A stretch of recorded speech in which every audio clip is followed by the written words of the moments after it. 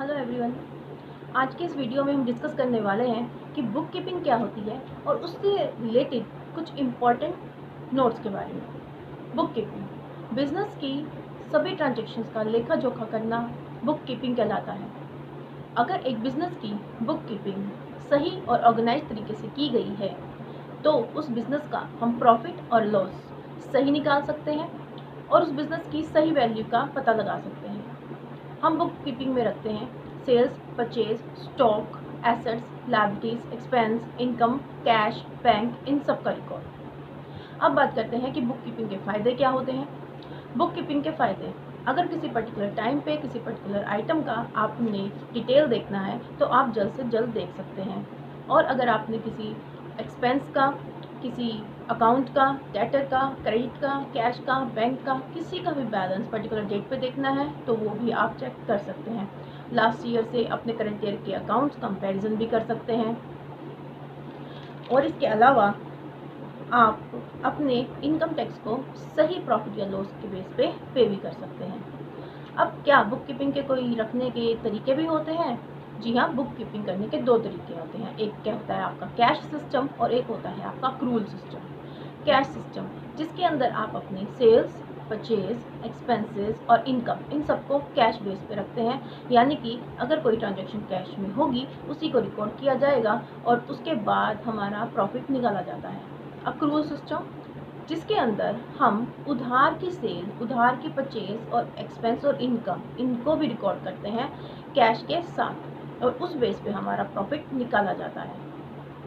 हम बहुत ही simple language का यूज़ कर रहे हैं यहाँ पर ताकि हर इंसान इस चीज़ को समझ पाए कि अक्रूवल सिस्टम और कैश सिस्टम में फ़र्क क्या होता है।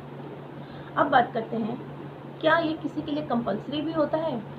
देखिए, फ़ायदा है इसका, लेकिन अगर कोई इसे नहीं रख रहा है तो उसके लिए जानना ज़रूरी है कि इनकम टैक्स एक्ट 1961 सेक्शन 44 के अनुसार अगर आपका पिछले 3 सालों में से किसी भी साल आपका टर्नओवर रिसीप्ट जो है सेल्स, टर्नओवर या रिसीप्ट अगर आपकी किसी भी एक साल पिछले 3 सालों में से 25 साल से ऊपर थी या आपकी इनकम 2.5 लाख से ज़्यादा की थी तो आपको बुक कीपिंग रखना ज़रूरी है, अकाउंट्स मेंटेन कराना ज़रूरी है।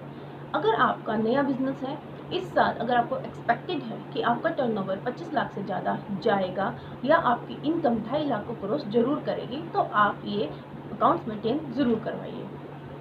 अब क्वेश्चन ये आता है कि हम कौन सा मेथड चूज़ कर सकते हैं।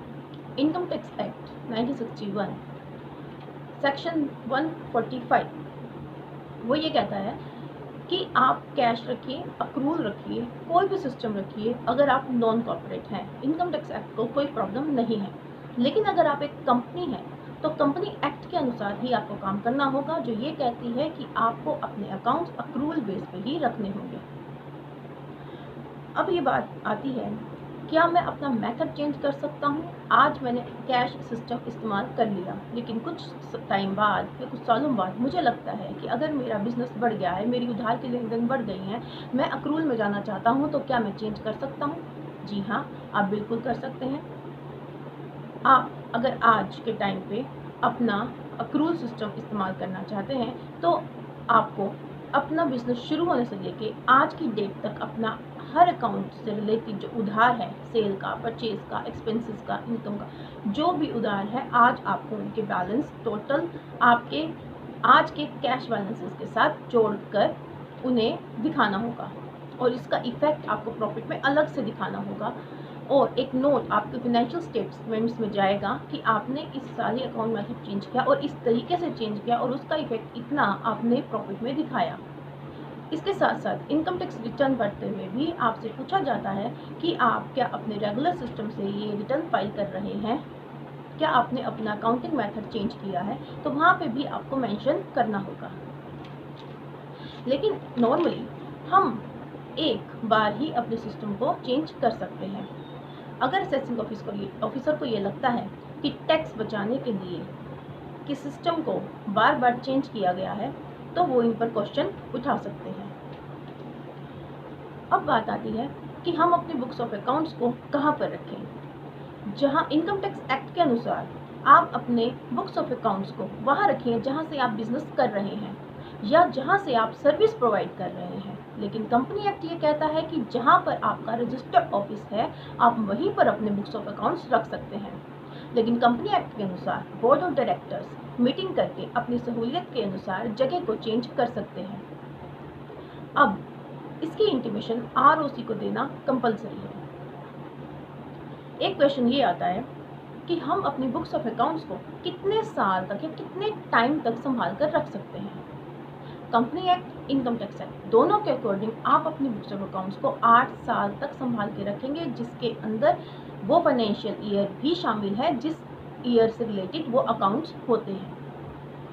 नेक्स्ट क्वेश्चन है डेप्रिसिएशन का क्या रोल रहता है।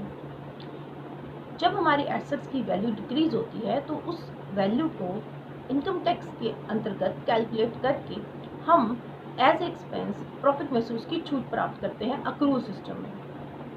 क्या कैश सिस्टम में भी ये सुविधा है? जी हाँ, कैश सिस्टम में भी ये सुविधा है।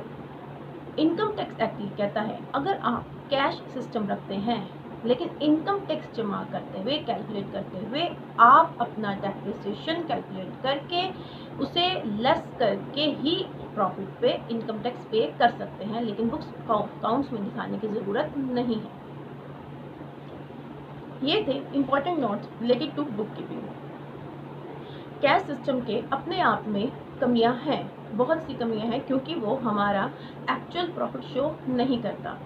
फिर भी नोट ये कीजिए कि कैश सिस्टम लोग इस्तेमाल क्यों करते हैं। स्मॉल बिजनेसेस हों या प्रोफेशनल्स हों जिनका मैक्सिमम जो ट्रांजैक्शंस है वो सिर्फ कैश से ही होता है, तो उनके लिए ये सिस्टम रखना बहुत फ़ायदेमंद होता है, क्योंकि इसे चलाना, इसे मेंटेन रखना बहुत आसान होता है in comparison to accrual system.